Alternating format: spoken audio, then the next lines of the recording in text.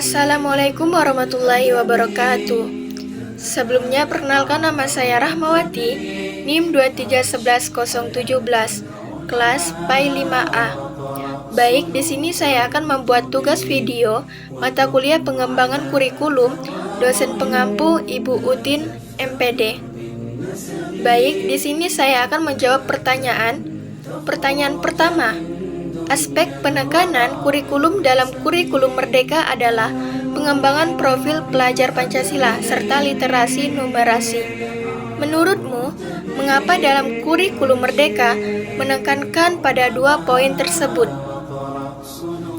Menurut pendapat saya, kurikulum Merdeka menekankan pada profil pelajar Pancasila dan literasi numerasi karena dua poin ini dianggap sebagai fondasi utama untuk menciptakan lulusan yang berkarakter kuat dan kompeten di abad ke-21. Fondasi karakter penekanan pada profil pelajar Pancasila bertujuan untuk menghasilkan pelajar yang tidak hanya cerdas secara kognitif, tetapi juga memiliki karakter luhur yang sesuai dengan nilai-nilai bangsa Indonesia. Ini adalah upaya untuk mengatasi tantangan degradasi moral dan memastikan peserta didik tumbuh sebagai warga negara yang bertanggung jawab, memiliki jati diri, dan siap menghadapi tantangan global. Profil pelajar Pancasila P3 merupakan perwujudan dan penerjemahan tujuan pendidikan nasional yang holistik, fokus pada pembentukan manusia seutuhnya. Penguatan karakter P3 terdiri dari 6 dimensi: beriman, bertakwa kepada Tuhan Yang Maha Esa, dan berakhlak mulia, berkebinekaan global, gotong royong, mandiri, bernalar kritis dan kreatif, yang mencakup sikap dan perilaku tidak hanya fokus pada kompetensi akademik semata. Kesiapan global melatih karakter seperti berkebinekaan global dan bernalar kritis, mempersiapkan peserta didik untuk menjadi warga dunia yang kompeten, beretika, dan mampu berkomunikasi dengan beragam budaya. Literasi dan numerasi. Kompetensi dasar abad ke-21 fokus pada literasi numerasi adalah respon langsung terhadap fakta bahwa capaian kemampuan dasar ini di Indonesia masih relatif rendah. Sebagaimana terlihat dari hasil studi internasional seperti PISA, Programmer for International Student Assessment. Literasi dan numerasi bukan hanya tentang pelajar bahasa atau matematika, melainkan kemampuan untuk menerapkan keterampilan tersebut dalam kehidupan sehari-hari dan memecahkan masalah. Mengatasi learning crisis. Penekanan ini berfungsi untuk mengejar ketertinggalan dan mengatasi krisis pembelajaran yang dialami Indonesia, di mana banyak peserta didik belum mencapai kompetensi minimum yang diperlukan.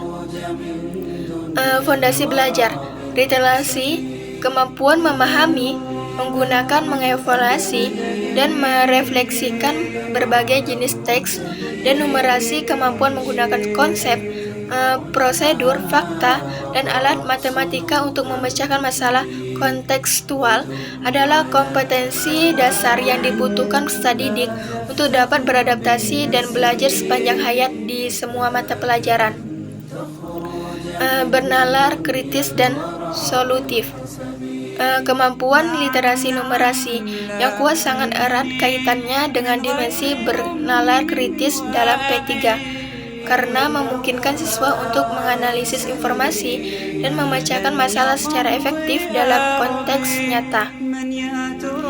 Secara singkat, kurikulum Merdeka menekankan kedua poin ini untuk memastikan lulusan memiliki keseimbangan antara kecakapan dasar literasi numerasi dan karakter bangsa. Profil pelajar Pancasila menjadikan sumber daya manusia yang unggul, adaptif, dan berakar pada nilai-nilai Pancasila. Pertanyaan kedua, salah satu metode pembelajaran yang sering digunakan guru dalam kurikulum Merdeka adalah pembelajaran berbasis proyek.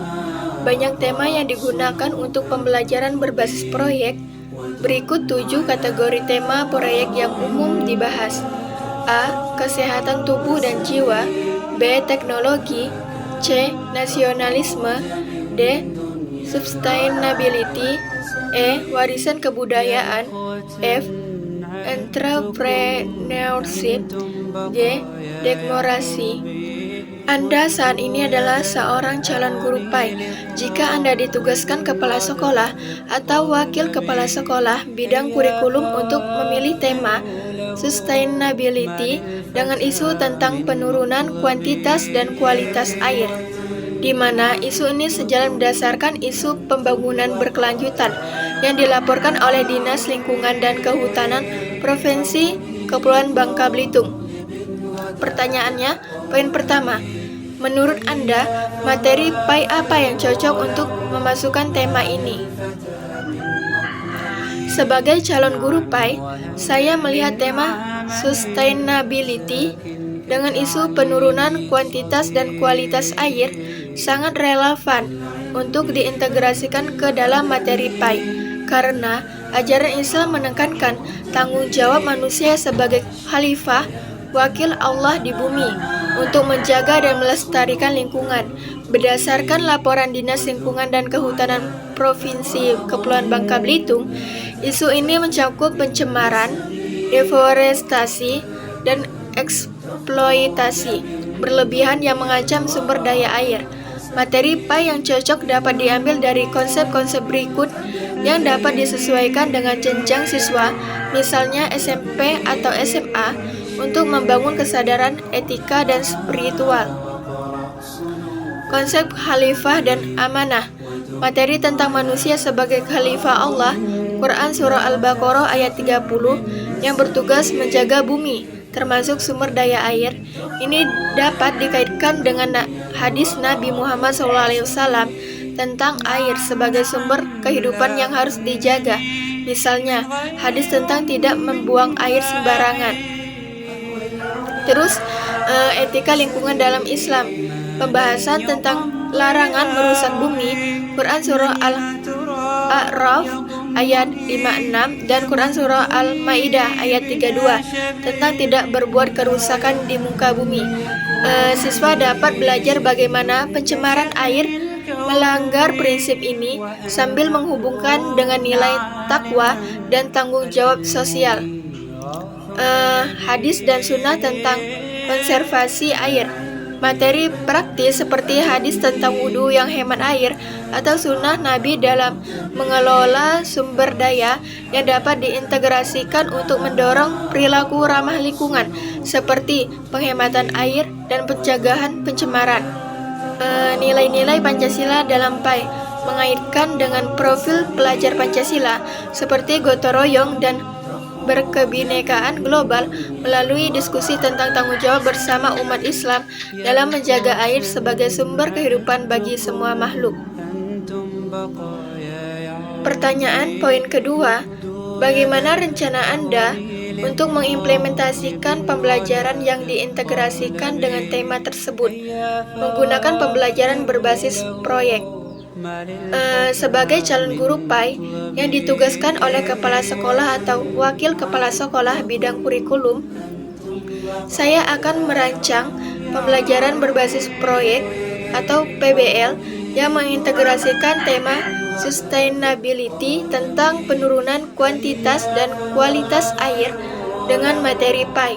PBL ini sesuai dengan kurikulum Merdeka yang menekankan pengembangan profil pelajar Pancasila seperti bernalar kritis, kreatif, dan gotong royong, serta literasi numerasi melalui analisis data dan pemecahan masalah. Proyek ini akan dilakukan dalam 4-6 minggu, melibatkan kolaborasi lintas mata pelajaran misalnya IPA dan IPS, dan fokus pada pengalaman nyata untuk membangun empati dan tanggung jawab. Berikut rencana langkah demi langkah. Tahap persiapan 1-2 minggu. Pengenalan tema dan isu. Mulai dengan diskusi kelas tentang laporan Dinas Lingkungan dan Kehutanan Provinsi Kepulauan Bangka Belitung Menggunakan data seperti penurunan debit sungai atau tingkat pencemaran. Integrasikan materi PAI dengan ayat-ayat Al-Quran dan hadis untuk membangun motivasi spiritual. Pembentukan kelompok. Bagikan siswa ke dalam kelompok kecil 4-5 orang untuk mendorong gotong royong. Setiap kelompok pilih subtema terkait air seperti pencegahan pencemaran air atau penghematan air di sekolah. Pengembangan literasi numerasi. Ajarkan siswa menganalisis data sederhana, misalnya grafik penurunan kualitas air, dan menghitung dampak numerasi sambil membaca artikel tentang isu global air literasi. Tahap pengembangan proyek 2-3 minggu. Penelitian dan pengumpulan data. Siswa melakukan survei lapangan, misalnya mengukur kualitas air di sungai lokal atau sekolah, atau wawancara dengan ahli dari dinas lingkungan. Integrasikan PAI dengan refleksi tentang bagaimana Islam mendorong penelitian dan inovasi untuk kebaikan. Pembuatan produk proyek. Kelompok buat produk seperti poster edukasi, video pendek, atau kampanye sosial tentang konservasi air. Siswa harus menyertakan elemen PAI seperti kutipan ayat tentang pelestarian alam untuk menunjukkan keterkaitan antara iman dan aksi nyata. Integrasi kreativitas dan kritis. Dorong siswa untuk berpikir kritis tentang solusi, misalnya teknologi pengolahan air ramah lingkungan dan kreatif dalam presentasi sambil menghubungkan dengan nilai mandiri dan berkebinekaan, misalnya belajar dari budaya lokal Bangka Belitung. Tahap presentasi dan evaluasi 1 minggu. Presentasi proyek. Presentasikan hasil di depan kelas atau sekolah dengan penilaian berdasarkan rubrik yang mencakup aspek PAI, kedalaman spiritual, sustainability, relevansi isu, dan literasi numerasi, akurasi data. Refleksi dan tindak lanjut. Lakukan diskusi akhir tentang dampak proyek terhadap diri siswa, seperti peningkatan kesadaran takwa. Dorong tindak lanjut nyata seperti kampanye sekolah untuk hemat air, untuk memperkuat profil pelajar Pancasila. Penilaian holistik. Gunakan format penilaian formatif, observasi selama proyek, dan sumatif produk akhir, dengan fokus pada pengembangan karakter dan keterampilan, bukan hanya nilai akademik. Rencana ini tidak hanya mendidik siswa tentang isu air, tapi juga membentuk mereka sebagai muslim yang bertanggung jawab, sejalan dengan tujuan kurikulum merdeka. Sekian jawaban dari saya akhiri. Wabillahi taufiq wal hidayah. Wassalamualaikum warahmatullahi wabarakatuh.